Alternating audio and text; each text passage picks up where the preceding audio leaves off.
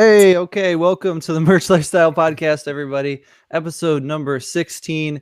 I'm Spencer. You've also got Shannon and a special guest today, Chris Bell. How you doing? Doing pretty good. Hey guys, thank you guys for having me on the show. I really do appreciate it. So thank you. Yeah, welcome to the show. Glad to have you. Yeah. Thanks for waking up this early. Yeah, no problem. Honestly, I've saw you guys' show before, and you guys seem like an awesome group. So I couldn't miss out on this opportunity, honestly. So yeah. Cool. Thanks, man. Appreciate that. So I don't even know. So where are you coming from, and how'd you get started with Merge? All right. So yeah, my name is Chris. I am from Los Angeles, California. I stay in the Valley, which is just north of downtown LA, and yeah, I also work a full-time job, so my time is pretty scarce. Um, I got started in merch with honestly just me jumping from one thing and then just going to another. I started on eBay December of 2016, and from the eBay, I started getting a little burnt out. Really, it's a lot of work, sourcing your products and then really just listing it and then shipping it and dealing with customers and everything. So I used to watch a lot of reseller videos on YouTube, and they kind of talk about the other platforms that they sell on. So some of them will talk about merch by Amazon, and honestly, so I just looked into it and applied, and yeah, took off from there.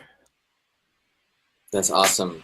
Yeah. So what kind of tier are you on now? What are you? How are you doing with designs and getting them up?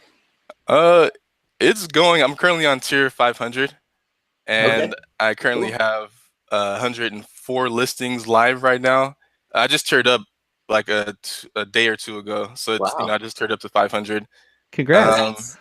Yeah, it's a big milestone, especially from when I first started.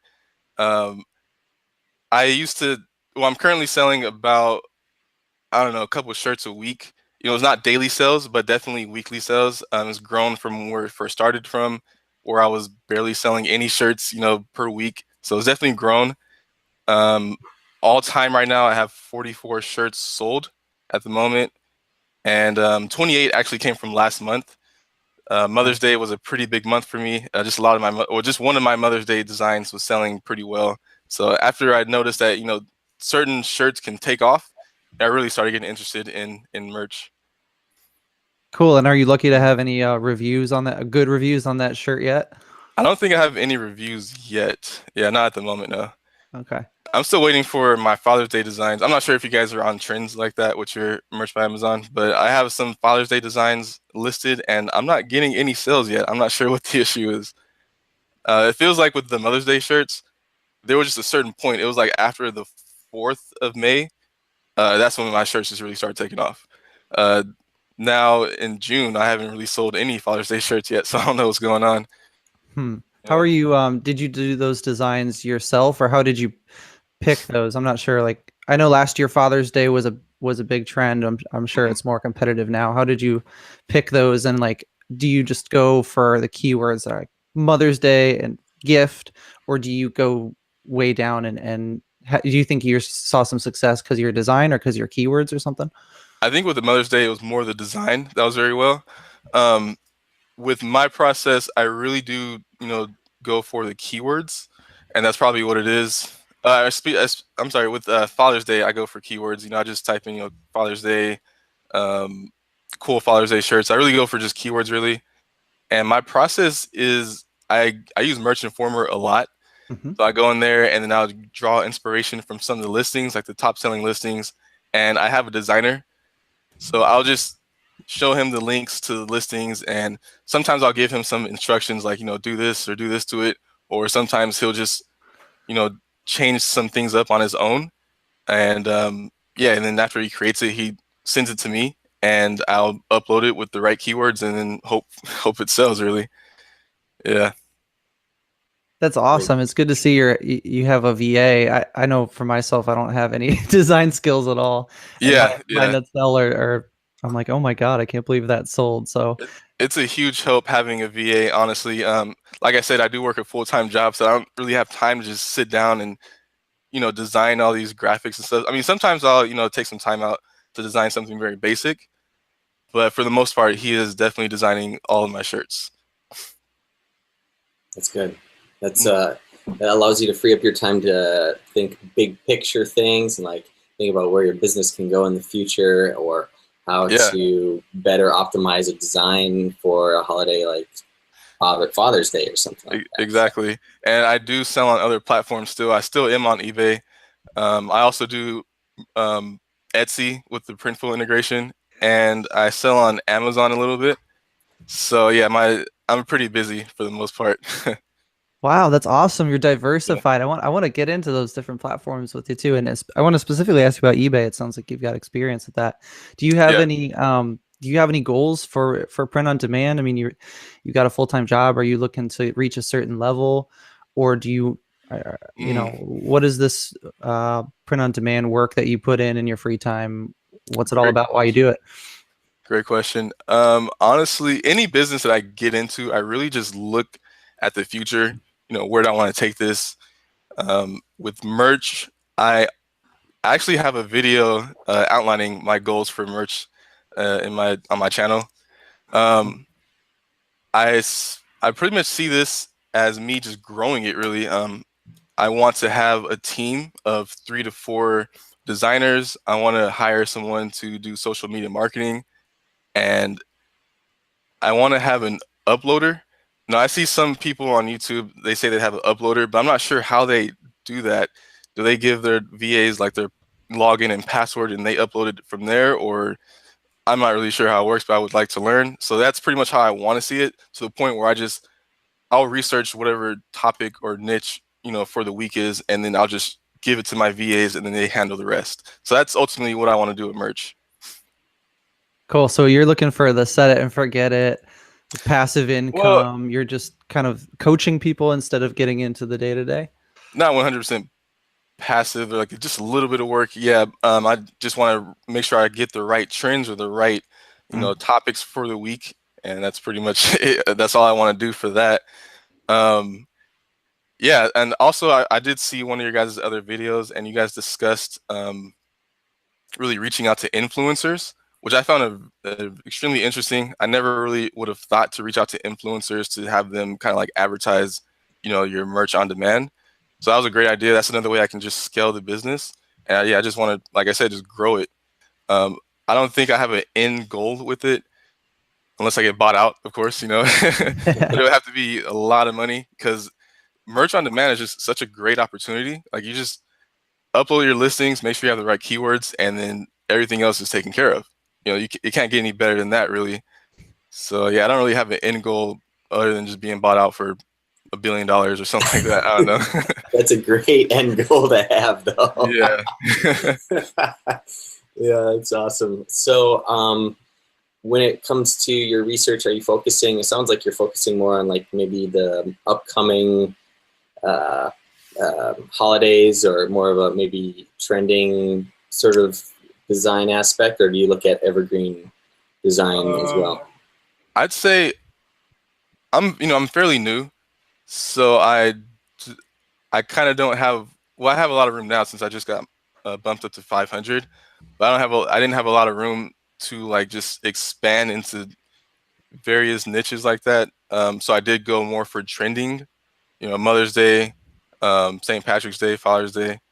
But there is one niche that I am in, and that is a really good niche to be in for me. And I'm selling, I'm making consistent sales with it.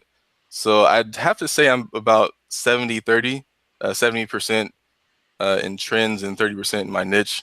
But that niche is, like I said, is in high demand. I'm making, pretty good consistent sales with it. So that's how it is with my merch business right now, and has how it stands. Cool. So you're planning to double down on that niche and just to completely take it over, and so that it's got Chris Bell's name on every single design there? You're right. Like if you look at other listings, say you'll type in Father's Day, you'll see, I don't know, about 50,000 listings, for that Father's Day keyword. My niche right now is about at I think about 700, or just around 700. So there's not that many listings for it. But like I said, it's in high demand, so that's why I'm making some pretty good sales. But you're right. I mean, I should just max out we're at 700 right now listings. Let's just say I just put, I don't know, another 500 on there. That wouldn't be a bad idea. So once you type in that keyword, all you see is just my listings. Yeah, exactly. And are you going to do any more products? Or like, have you been mostly selling basic shirts or premiums? And are you going to take those slots and maybe put some of your best sellers on hoodies? What do you think? Right now, since we're, pretty much going towards summer, I'm not going to do any hoodies or sweatshirts. It just doesn't make sense to me. I stick to standard shirts because premium, as of right now, I'm having more success with pricing my shirts at around $16, $15.95, or I just jumped up to $16.99. When I price my shirts at $17.99, I don't have much success. So that's why I like my price range around that $15 to $16 as of right now. So if I do premium, I'll of course have to raise my price. And like I said, I haven't really had much success with raising my price. So over time, as I have more listings available, I could probably experiment with more or higher prices and experiment more with premium shirts. I think that's a cool strategy. I recently changed it up to do something similar. I used to price every new design at like even higher, like 1997 or something. I had this goal. I wanted to take home $5 at least a sale. But for things that didn't already have sales and weren't showing up in search, I didn't see that work in either. And then to your point about premium shirts, I think I'm going to drop those and just do basics for the time being, because those are actually the shirts that get returned the most for really? me. Yeah, I've actually heard that before in a Facebook group I'm in. Yeah, someone did mention that premium shirts does have a higher rate of return. Yeah. Yeah, and you put more money in your pocket with the basic, and people seem to be happy with it. Like on merch, people don't want a super fancy shirt all the time. They just want a shirt with a cool just want a shirt, yeah. Mother's Day design, right? Have you guys ever purchased a shirt on your own to test it out? Yeah, I have. I like the premium myself, but I haven't done any hoodies or anything yet. What about you, Shannon? No, I can't believe it. Actually, can't. You've never bought the shirt. How many shirts have you sold, and you haven't got a single one for yourself? But I have tried on a shirt that Spencer bought that was mine. Oh, okay. And my girlfriend bought one of my shirts too. So okay. But you know how it feels, really. You know how it is. I didn't try her shirt on. I tried Spencer's on. Oh, yeah, it's okay. Yeah. If you like girl shirts, it's all okay. I think it's a cool testament, though, regardless of if you haven't bought it, that you can run a shirt business without touching it or having to buy it. That's actually kind of cool. Yeah, you're right. Just thinking about that you can have a business run online, whereas, like you said, it's pretty passive. That's just amazing. And just a great opportunity, in my opinion. Yeah, and to go back to what you're talking about with the pricing, I mean, it's almost like you have to, or it's almost a really good idea to start, like you're saying, a little bit lower and get your shirt some sales under its belt to get that shirt trending and to lower the BSR and to get the whole process moving forward faster.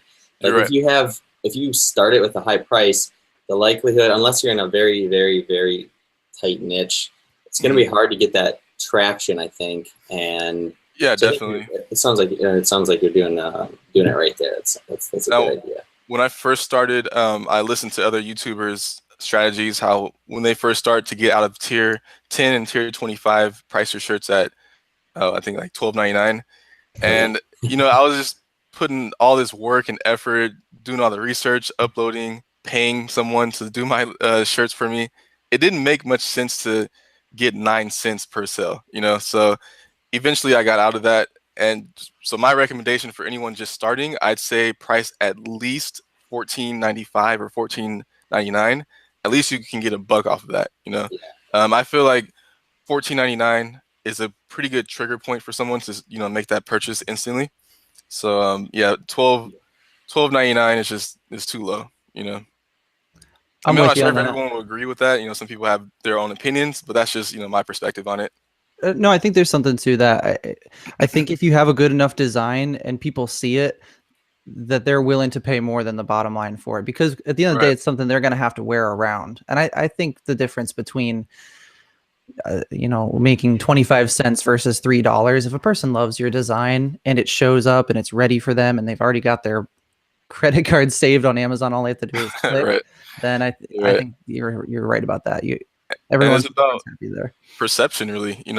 Someone would rather pay $15 for better quality design as opposed to $13 for you don't know what you're gonna get. Yeah, price can indicate quality for sure. Mm-hmm. So I want to ask you a little bit. I'm curious about eBay and the strategy used there. You mentioned shipping, and I took that to mean possibly doing some stuff by hand. Can you walk us through, like, that was your first platform, like how that's grown, where you see it, and if you're kind of going to take advantage of any other print-on-demand companies to change that and how that works? Yeah, so I sell men's clothing. It's primarily just going to thrift stores and any garage sales, finding some shirts, pants, or hats or whatever, and then I list it using this nice backdrop right here. And yeah, it's just like I said before, it's just a lot of work. I have to take pictures on a mannequin, and I try to do around 10 to 25 shirts or items per week, really. And once it sells, you have to pick it, pack it up, ship it to the customer, go to the post office and everything. So it's just a lot of work. I want to see, like I said before, when I start a business, I like to think about the future, like where can I take this? And recently I started thinking about growing my eBay business to the point where all I'm doing is just taking pictures and drafting it, and then getting a VA to do all the keyword research and do the description, and then they upload it to eBay for me. So that's how I really want to grow the eBay business. As far as other print-on-demand platforms, like I said, I do Printful. I think I'm good right now with all the platforms that I sell on. I don't really want to add on anything else. I still do work a full-time job, so like I said, my time is very scarce, and I just don't have much time to do anything. My schedule really is, I go to work, I go to the gym every day after work, and I come home and then just work on my business, either optimizing it, putting up more listings, and and that's pretty much my day to day, really. Cool. I'm sorry, your Etsy store, how about that? How's that going, and what kind of listings are you putting up, and how many? Yeah, that's more just whatever I put on Merch by Amazon, I'll go ahead and throw on Etsy. I'm not gonna lie, sometimes I tend to throw things on Merch by Amazon and then just neglect Etsy. It happens sometimes, but Etsy, I like it. Honestly, I really do like Etsy because they provide a ton of resources for you to know your customer. They give you primarily like the customer location, what search terms they use to find your listing, and after they saw your listing, what other search terms did they use to purchase something else. Really, they just give you all this customer data, and that's what I like about Etsy. I mean, I think I have about 60 designs up right now, somewhere around there. And yeah, it sells pretty well. Another thing I like about Etsy is you get a higher profit margin. Definitely compared to Merch by Amazon, it's a lot more. So yeah, that's a cool thing about Etsy. Absolutely, we're in this business to not just make a sale, but to try to make a profit on our business. I mean, that's what. And get to know your customers. Yeah. Amazon is just, you put your listing up and then it sells and you make money. Etsy, like I said before, they give you information on your customer so you can get to know what else they're interested in, so you can source that product or make that design for them. Amazon is just, our customers are ours. It's not yours. It's our customers, and that's really it. I'm glad you said it that way. That's brilliant. And basically, when we sell on Merch by Amazon, Amazon already has a customer, and they're like, "Hey, you can throw a shirt in your bag too, and we'll take some more money from you." And they don't care at all about us. But yeah, you're right. On Etsy, like, they really treat you like it's your customer, and they even let you do things like pull them off platform.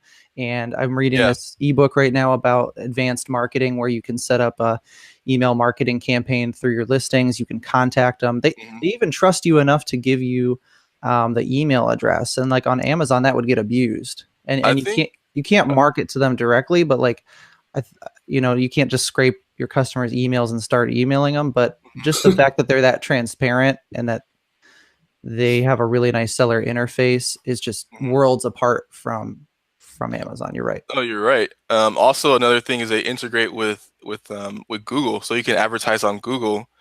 You know, have you guys ever tried that feature, Google Shopping, on there? Google took a lot of money from me that way because I can't control my cost per Yeah. click. They're like, oh, we charged you 75 cents to advertise this mug that says some stupid pun. I didn't sell it all. I'm like, okay, shut that down. Have you had success with it? Yeah, I actually have. Okay. When I first started it, I wasn't getting any success with it. But I think it's one of those things you kind of just have to cook up. You have to leave it on for a while, and then eventually over time it'll start getting bigger organically. So yeah, I've definitely had some success. I'll have Google Ads on along with advertising on Etsy, and that's really worked. I kind of play with advertising on Etsy. I turn it on and turn it off because I used to sell products on my Etsy store. I actually outlined this in my other videos on YouTube. But the products that I was selling on Etsy, they were actually sourced from China, which is a big no-no. So once they caught wind of that, they took down my listings. And those products that I had on there, it's kind of the similar niche that I'm in on merch. You know, it's products, and then I'll just make shirts for that product or that niche. But anyways, like I said, there's a high demand for it, so I'll get a lot of clicks for that product, and then my advertising rate will just shoot up. So yeah, I pretty much turn on and off advertising on Etsy. But either way, I have had some success with it though. Cool. And I want to ask you real quick about, just because I like Etsy, I'm curious about what their policies are and stuff in regards to like a Chinese source or drop shipping. What do you know what specifically they didn't like? Because go ahead. But I was gonna say, yeah, they want handmade goods. They want jewelry. I was selling kids' toys, and which was sourced from China. I have no idea how they figured it out. I just took my pictures, and it doesn't say made in China or anything on that. I didn't even have pictures of the packaging. So I don't even know how they found out. Honestly, so I had 3 product listings on there. I still have 1 more that's up. They haven't caught it yet, so hopefully they don't. Yeah, they just want handmade goods or vintage items from 20 years ago. You know, that's pretty much it. That's all I know about it so far. Okay. Cool. So you're on a bunch of go ahead, Shannon. Do you have a question? Yeah, I think we're going to the same question. You're on merch by Amazon, you're on eBay, you're on Etsy via Printful integration. Are you planning on any other print-on-demand websites, or no. what's the future look like right now? I'm good. In addition to my full-time job, plus I do Amazon FBA just a little bit. I'll go to the thrift store and I might find something interesting. I'll just throw into the warehouses. But yeah, I'm not doing anything else. I think this is it. I've gone through, I just have that entrepreneur bug where I might find an interest in something and I just really start going towards it and then focus a lot on it. And sometimes I'll fail.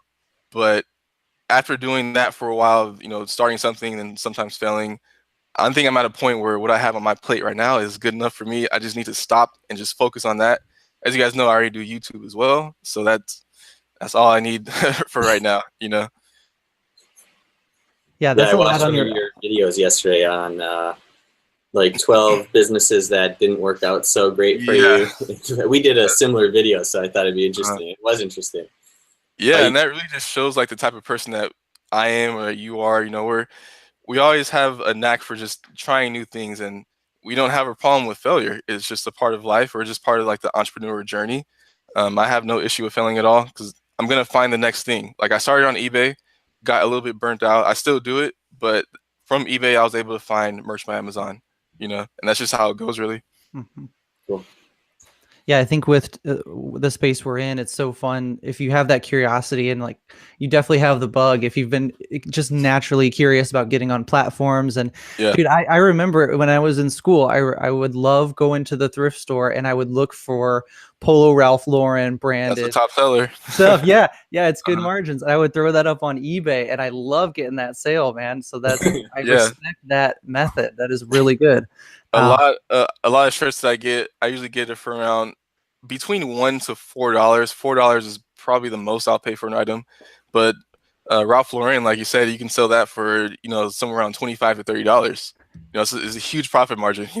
you know? Yeah. I wonder if so if you wanted to free yourself up and just do the listings, if you have someone that would be willing to go to the thrift store and you would like pay them per item, right? Say, hey, if you're bored or you're looking for something to do, like a niece or nephew or anybody who's like coming up this summer, maybe they don't have school or something and they want to make a little money. Maybe you could just send them on a retail arbitrage tour, hook them up with a little app, and then have them go check, and then Good you can point. put them out. I don't know, just an idea. But the thing is, this is me. I kind of have an issue with, look, I've been on eBay for a year, so I kind of have, a little bit of knowledge, a little that knack for getting good items, Okay. and that's something you can't just learn overnight. You have to take some time and grow experience in it.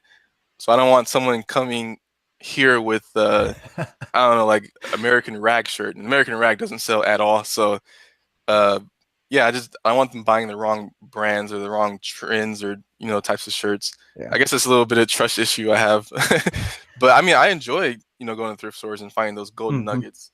I enjoy that. So yeah, like I said, I can see myself just doing the listing, taking pictures and have someone else do the right keywords and fill in the descriptions. Yeah. But you have a good point though. That could be a good way to scale your business. Chris, You guys sell on any other platforms other than merch? Just curious. Shannon, you do quite a bit. Yeah, I had TeePublic and Teespring, and I've had sales on Sunfrog, and You do really well on Seller Central. yeah, Seller Central does really well. Really, Amazon FBA? No, just through like a Printful type of integration, but I use a Teespring instead. Oh, I see what you're saying. Same thing, basically, just different company. So yeah, those are the main ones, other than Etsy and eBay, because I push all my listings from my Shopify store to all these different channels. This might as well, right? I mean, so after we have our designs up on Merch by Amazon, we put them up onto Shopify, and then we shoot them out to these different places like Etsy and eBay. Okay. So that seems to work pretty good for us.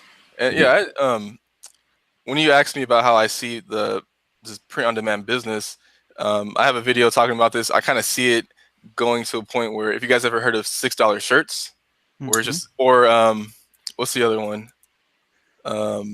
Busted Tees, sites like that, where it's just a lot of different categories and a lot of different shirts in those categories. I could see something like that, not that huge, or not those low price points, but I just want to have a brand just big like that, where people can just go on there, and if you're interested in a certain trend or a certain niche, they can just go to the category and purchase a shirt. So eventually I want to have a website for my print-on-demand business. I do have a brand for it. So and I started doing a social media marketing for it. I'll just have a Facebook group for that brand. I'm sorry, a Facebook page for that brand.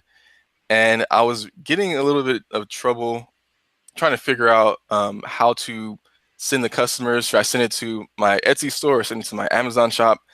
Because I already know Amazon doesn't have like a good storefront for merch sellers. You can't go to a Merch by Amazon storefront and click by categories. You just have a bunch of listings on there. That's what I know so far. But with Etsy, you can send your customers to your Etsy shop and have them search through all the listings by category. So yeah, when I had the Facebook page for the brand, I didn't really know what I should send my customers. I'll throw up links, or just like for one listing for my Amazon shirts, and I'll just probably I'll just throw a listing on there and have customers go there. But then I started realizing that Amazon, just I'll send them to a link, like I'll have my brand name in the search bar, and they'll just have all my listings on there. And that I don't want my customers to just search through all the listings. And so now I just have them go straight to my Etsy store for social media. Are you collecting an email list for those customers in your brand? It's not easy getting emails. Like Etsy will give you emails, I think only on guests, if I'm not mistaken. I'm not sure if they give it to you on Etsy customers if they have an Etsy account. I've noticed only with guests. But yeah, I don't do email marketing. It's something I should get into. I have been learning, like doing some research on it. I just signed up with MailChimp, which is an email marketing service. So yeah, I want to start doing email marketing, but it just takes time. Really, it's another thing added onto my plate. You know. Yeah, what I'm trying to get at is you've got like these different it's awesome that you have a brand, and like I think when you're, regardless of if your customers are finding you through Amazon or Etsy, they like your style under that brand. So I'm Right. trying to back into is if you have a way to capture that email, and I'll hook you up with some stuff I found, and I've been reading up on Etsy on how people do that to to add to your list of things. Yeah. The ever growing POD list of stuff to do. But once you have that email list, you can kind of keep them engaged, and then that way they're your customer regardless of if they find you on Amazon or Etsy. And that way you can kind of like, you could even tease out different categories and keep them engaged, and maybe that's a way you can keep them for life. Yeah, like I said, ultimately I do want to have a website for the brand. So right now I'm just at the stage of, you know, building my store, I guess, you know, of product. Does Printful have a way to send a custom message or some sort of message with your product to your Etsy customer? I don't think they do. Printful you can. You can. Okay. So in yeah, there's one thing you can do. It's on the packing slip in your store settings, where you can put like a little logo. You can throw your customer service email and your phone number on there. And so what I'll do for Etsy is I'll say, you know, thank you so much for supporting me. Let me know if there's a problem and I'll make it right. If not, toss me a review or something, an honest review. And then I offer a coupon code at the bottom. So I haven't offered that to like be a email collection or conversion sign up, but you definitely can white label it towards your store. And Printful's cool too, because you set up like, if you have your Etsy store is different than your Amazon Seller Central store, you can set up those as two different brands. So they'll just automatically send out like different packing slips. Even if you have multiple Etsy stores, it's like, hey, I personally have a printed product store, and then kind of like you were talking about, Chris, a catch-all store where it's just kind of marketplace of a lot of categories. And each of those, whenever they get sent out, has a different branding message attached to it. So Printful's super cool for that. Okay, yeah, I didn't know about that. I think I've kind of browsed or skimmed it or seen it before, but I never really looked into it. So yeah, that's actually a really good idea to really just get your customers engaged and make them feel special that you're, you know, leaving them a message. Yeah, and when you give them a coupon, in order for them to use it, they can come back to your website and put in that coupon code, and then you get their email, and in order for them to be able to use that that coupon. So then you grow your list. I know we have, I don't know, 300 emails now just from that strategy alone. So it's amazing. It's been growing. Man. It works. It works, and I think we'll increase the amount of a discount that we give, because I think it's at like 20 or 25% right now. And I think we'll increase it to really bring back even more people, or try to convert even more people. So okay. Yeah, I'll definitely have to look into that. You know, it's really going to help me grow my business. Definitely.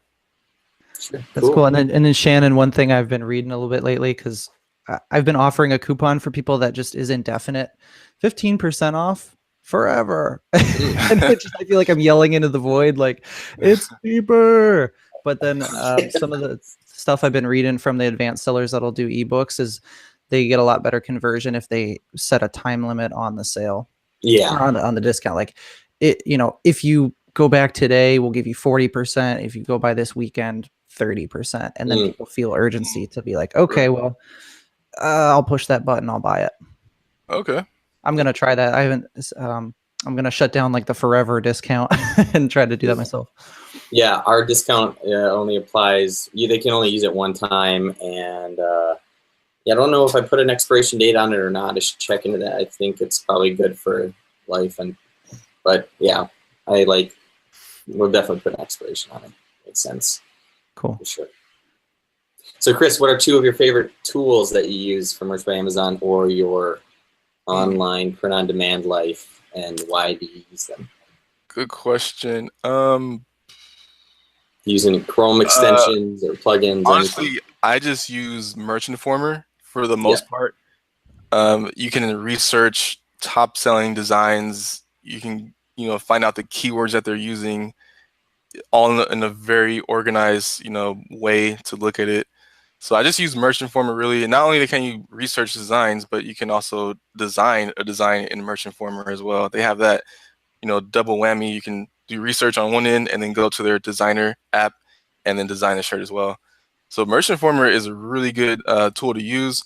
That's really it. I mean, even Amazon itself is such a powerful tool to find keywords and find inspiration. You can just go to the Amazon search bar and you just start typing in anything. Let's say, those Father's Day shirt, and then it'll, pre-fill in the rest. Father's Day shirt for men, for kids, or just for an example, like the search bar will pre-fill in the rest of the keywords for you, so you know to target that keyword. Or you can make your shirt based off what they fill in. So yeah, even Google, that's another tool to use, the Google search bar. Same thing. You just start typing in something, and when it fills in the rest, that's the way to go. Maybe that Google strategy is why you've seen more success on Google Shopping, because you're designing your keywords for Google SEO. That's really smart. Mm-hmm. Yeah, I agree. It probably is what it is. And I like how Etsy just integrates well with it. I wish eBay did something like that, or at least Amazon would. If they do it, they'll at least show you that they're doing it. Because you just don't know. Yeah, there's this great black box, this great algorithm that we have to go consult the great Amazon wizard. Oh, throttling Amazon, please shine kindly on me today. And I love that you're building your own brand and like you're diversifying. I think that's super smart as you start out. Mm-hmm. And it just takes time, really. You got to start somewhere. You're not going to make a bajillion sales overnight, so you just have to start growing your brand, getting that awareness out, and that's really just how you play the game, really. You said the word throttling, kind of just clicked in my head. You guys were selling in, I think, November, December. Were you guys on merch? Yeah. Did you guys experience that at all? Is that really a thing? I'll comment and say my sales in November and December were better than they are now. So I don't know if there was throttling or not. And even if there was, I try to block that kind of thought pattern out. And like, I try not to get myself down on merch, because if I'm not rooting for myself and I don't believe that I've got a shot, then, I've got to be the most positive guy in the room. So I try to just ignore that because it's not in my control. What do you think, Shannon? Yeah, I don't know. It seems like there was something going on, and I don't know if it was something like throttling or if there's just inventory issues and they were trying to they were just behind on having, blank shirts or whatever in their warehouses, and they needed, I don't know. But I definitely had lower sales in November, December, and nobody knows really. I don't think anyone really knows why, but that's my guess. The inventory issues. So the thing with my print on demand, I applied for merch by Amazon back in, I'm not sure exactly when, but it was definitely between June or July of 2017. And I barely got approved in January. So it was just a long waiting game. So I didn't really experience the whole, fourth quarter with merch. And I just heard about people talking about throttling. So that's why I was just curious. Yeah, I mean, it's possible. But like Spencer said, it's better to focus on your controllables and things that you can control. So if you're upset or frustrated with and you think some sort of throttling is going on in merch by Amazon, maybe it's better to start uploading to your Etsy store and to improve that overall shopping experience. I think you will just see more sales in the fourth quarter. Just retail, just clothing, and that's the way it works. So regardless of throttling, look forward to that, because that's the time where people open up their wallets. And the one trap I've seen with that is, even Amazon got caught in this, where they're offering prime. First of all, they're offering prime shipping for shirts that don't get to people for 7 days, and I don't know. Yeah. I don't know how you're doing that. I guess it's your play rules. But one thing that, as you are going into eBay and stuff, if you are using Printful, depending on their capacity in the fourth quarter, one thing that helped on my Etsy shop is just to really open up the shipping window and lower my customers' expectations on when it would ship. Because I found that regardless of if it's Printful or T-Launch, they tend to get a little more backed up around then. And then you just want to let your customers know, specifically for when they want Christmas gifts, to place that order early. But that's the only thing that you got to worry about. So you normally extend your shipping time for like another week or something like that? Yeah, I think I put it at something around 10 days I see. for fulfillment or something.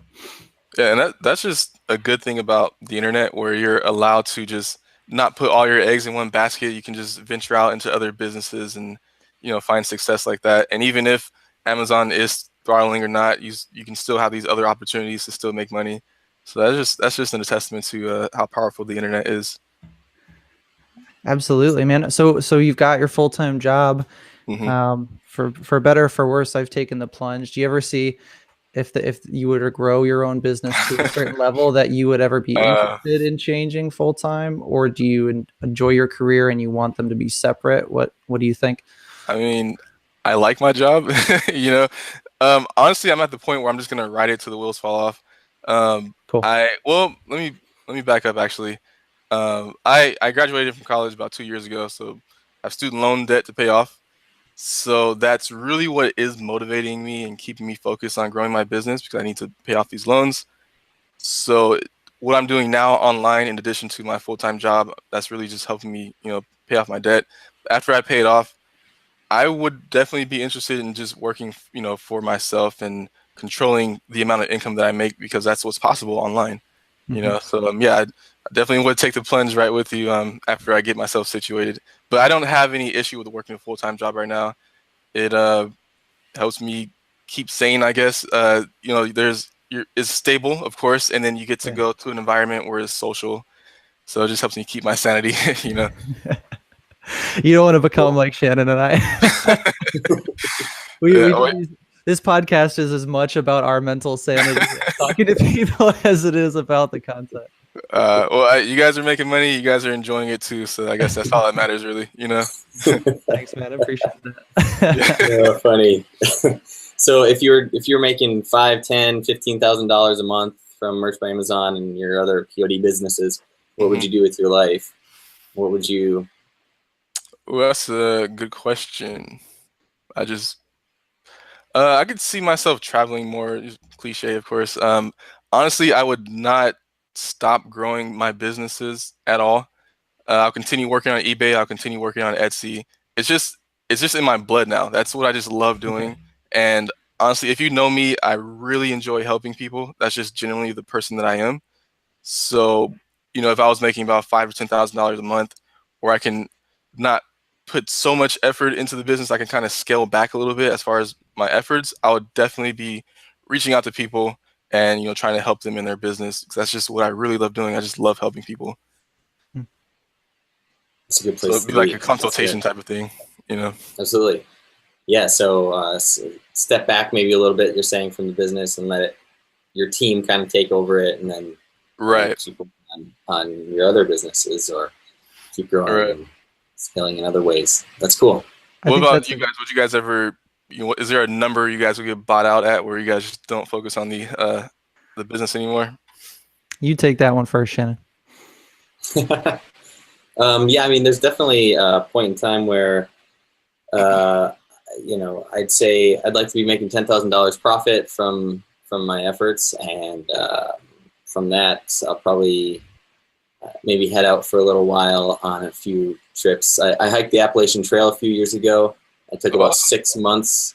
Yeah, it took about 6 months to do.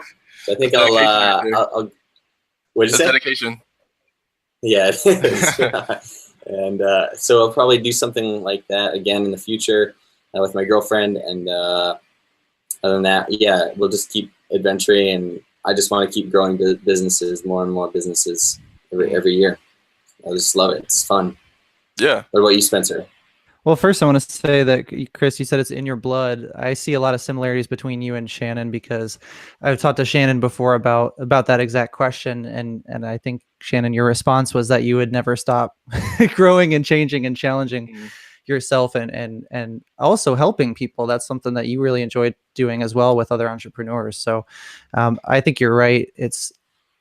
I don't ever see there to be a number to be bought out at. Maybe because I wouldn't stop either, because I would get bored to death. It's like, I hate the idea of just retiring traditionally, where you just sit on your butt and don't do anything, because I would go crazy without at least having something to learn. My number, I'm really transparent about like my immediate number. And since I left my career in supply chain, my number by the end of the year I want to hit is 5,000 a month in profit. And if we can consistently hit that, then I think that's an area where I won't have to make on other things. Well, that's an area where I won't have to make a decision to go restart my traditional supply chain career. Because I have to make like everybody, we have personal goals and things we want to do. So I love supply chain in general, and that's part of why I love this print on demand thing. You can start your own business and start drop shipping all over the world and everything. But that's my goal is just to get that return. But once we get 5,000 a month consistently, I do want to step back, grow it to 10 grand a month would be my next goal. Just to be able to hit some personal goals and to have some more flexibility. Yeah, that's really how it is. You start with one goal, and then once you reach that, you just get another goal and start going towards that. That's really what it is as an entrepreneur. You just never want to stop growing, not only the business, but pushing yourself and challenging yourself and just learning more about yourself to see what you can overcome. Absolutely. And if you can, one thing that I focus a little bit more on too is I want to get there the right way. And that means I want to get there without compromising my values. I want to get there by having balance in my life. So I'm not just completely throwing myself and locking myself in my office. Like, for example, my parents are visiting this week. So it's been cool to go take them around the city and have the business run on its side and to be able to balance like anything in life. So if we can get there to that number consistently, diversified away from Amazon, so I'm not waking up in cold sweats wondering if Bezos is going to snap my account, right? Diversifying is important. But if we can get there the right way, long story short, I think there is a world of opportunity to learn, to help people, and to enjoy it. We're very privileged to be able to be in this business in this country and to have agency over our time. And that's what I'm positive on the future outlook. I agree. What you just said right now. I think about this from time to time. Like, we are living in the best time ever, in my opinion, because we're living in the information age. You can easily just pull up your phone and have access to all the information that you want. And a lot of times I'll just stress to my friends, like, man, you can do anything or learn how to do anything you want, and you choose to not take advantage of that. Like, it doesn't make sense to me. We can grow our own businesses. That is just really interesting to me, how we just have access to information on our phones so easily. I don't know if you guys think about that at all ever. Like, we're just living in a great time right now. I think about that all the time. Shannon, what did you do the other day when your girlfriend was abroad for work? We had this funny call on your phone where I'm in San Francisco, Shannon's in Cincinnati, your girlfriend was in Germany, and she was live streaming from this field. It was beautiful, and it just came in crystal clear, and we were all able to connect, kind of like we are now. Yeah, I'm not even sure where you guys are from, but we're able to talk on the internet. That's just so amazing to me. Yeah, it's a great opportunity, but you have to make that conscious choice to go after it. And I think part of that is external stuff, whether you have goals like paying off debt or whatever it is financially, but it also has to come from inside too, because you have to make that choice every day for you, especially to go work a full day and then put it in the side. So it's a combination of both. But if it's fun and you learn, then nobody can stop you. It's just yourself. You're right. It's a part of your personality as well. I'm not really into TV at all. I don't really watch sports ever. So all I like doing really is just learning new things and just trying to grow myself as a person. That's really what I'm interested in, just personal development. So yeah, I have all this time to practice what I read or what I learn online. So yeah, it also you have to factor in your personality as well when doing stuff like this. Yeah, that's part of the fun, is that we can have a little bit of fun with it, and we don't have to get dressed up to go in the office, or when it's your time, it's your business, and you call the shots. Yeah, you don't have to wear pants if you don't want to. let's not play who's wearing pants and who's not on the podcast. that's the After Dark podcast. Right. Who knows? Oh my gosh. Post in the comments who you think So seg into Best pants on, who closing. So Chris, where can people find you? What is your YouTube channel called? If they want to connect with you, where are you going to be? All right, so yeah, I am on YouTube. My channel is New Venture Entrepreneurs on YouTube. I also have an Instagram, so you can go ahead and connect with me. And also, I usually throw out in my videos that if you have any questions or anything that you want to know about my businesses, you can email me at newventureentrepreneurs@gmail.com. Awesome. I'll be sure to put that in the show description, and I'll grab your Instagram handle too, so we can get people connected with you. Great. Yeah. Thank Cool. you so much for coming on, man, and for waking up early. Thanks for having me. Cheers to you for that, man. Absolutely. Yeah. Cheers. All right. Well, we'll catch up with you and check in with you, Chris, to see how you've been doing. And thanks to everybody for watching this episode. We'll catch you guys later. Okay. Alrighty. Thanks, Chris. Thanks, All right, Spencer. thank you, guys. Later. See you guys.